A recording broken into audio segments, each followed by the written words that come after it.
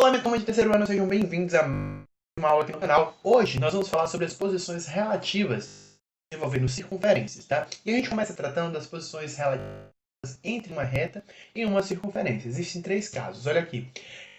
Ela pode ser exterior, a circunferência, ela pode ser tangente e ela pode ser secante. Vamos entender cada uma delas, tá bom? E por que elas recebem esses nomes. Vamos lá então, vamos falar primeiro da reta secante, tá?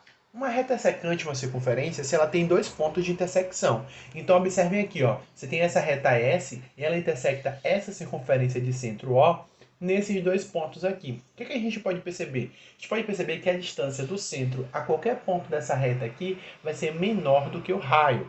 Obviamente, se a gente pega os pontos de intersecção, vai ser igual ao raio. E se a gente pegar pontos aqui fora, a distância vai ser maior do que o raio. Só que aqui dentro, a gente tem que a distância dessa reta até o centro, ela vai ser o quê? Menor do que o raio. Vamos falar então agora da reta tangente.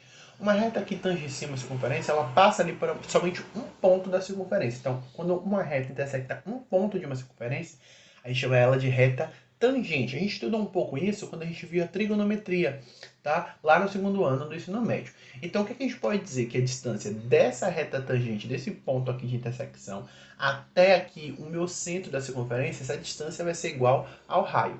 E a gente tem uma reta exterior também à circunferência, obviamente ela não tem ponto de intersecção nessa circunferência, e a distância vai ser maior do que o raio.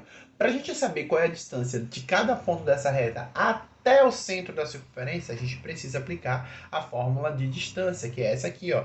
D é igual ao módulo de AX0 mais BY0 mais C sobre a raiz quadrada de A ao quadrado mais B ao quadrado, tá? Onde x0 e y0 são coordenadas desse centro da circunferência. R, tá? É a reta, que é exterior, e ela tem a equação ax mais by mais c igual a zero. Então, substituindo aqui, a gente encontra essa distância. A gente pode determinar a posição relativa de uma reta em relação a uma circunferência se a gente monta um sistemazinho. Então, observa aqui, ó. Eu tenho uma equação aqui reduzida de uma reta e eu tenho aqui uma equação geral de uma circunferência. O que eu posso fazer? Monto esse sistema. Como y aqui na equação da reta ele já está isolado, eu substituo aqui embaixo. Quando eu substituo aqui embaixo, vai aparecer uma equação de segundo grau. E aí vocês sabem resolver. Delta e Bhaskara, tá? Mas só que você nem precisa calcular Bhaskara. O valor de delta já vai lhe dizer qual vai ser a posição relativa dessa reta. Então, se você achar delta negativo, você vai ver que a reta ela é exterior à circunferência. Se você achar delta igual a zero, ela vai ser uma reta tangente. Já se delta for maior do que zero, você vai ter uma reta secante, tá bom? A gente falou das posições relativas entre reta e circunferência, mas a gente também vai falar hoje das posições relativas entre duas circunferências. Então vamos lá. Duas circunferências, elas podem não se intersectar. Olha aqui, eu tenho essa circunferência de centro C1 e essa circunferência de centro C2. Vamos calcular a distância entre os seus centros, tá bom? Observe que essa distância ela vai ser maior do que R, que é o raio dessa circunferência maior, somado com Rzinho, tá vendo? Por quê? Porque eu ainda tenho esse outro pedacinho aqui. Então essa distância vai ser maior que Rzão mais Rzinho, que é justamente o que está aqui. Elas podem ser internas ou interiores, tá vendo? Então elas podem estar ali dentro.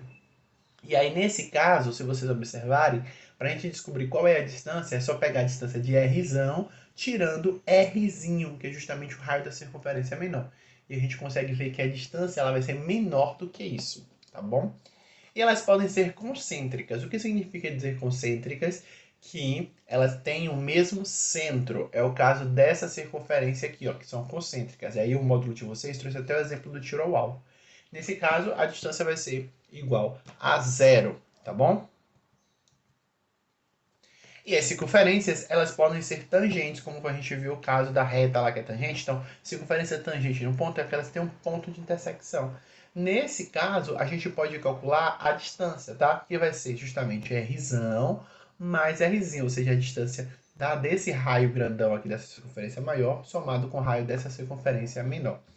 E aí a gente também as tangentes internas ou tangentes interiores. Para a gente achar a distância, é só a gente pegar Rzão menos Rzinho. Tá bom, turma?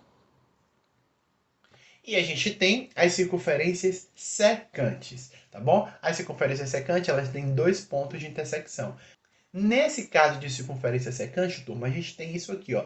R menos Rzinho é menor do que a distância, que é menor que R mais Rzão, tá bom? E a gente consegue ver direitinho o que está escrito aí pra gente, tá? Prontinho, turma. Essa foi a aula de hoje sobre posições relativas. Na próxima aula a gente vai fazer uma aula fazendo um exercício bem legal. Vejo vocês nas nossas aulas ao vivo, aqui no canal, lá na plataforma, no Drive, em todos os lugares. Saudades, se cuidem e até a próxima aula.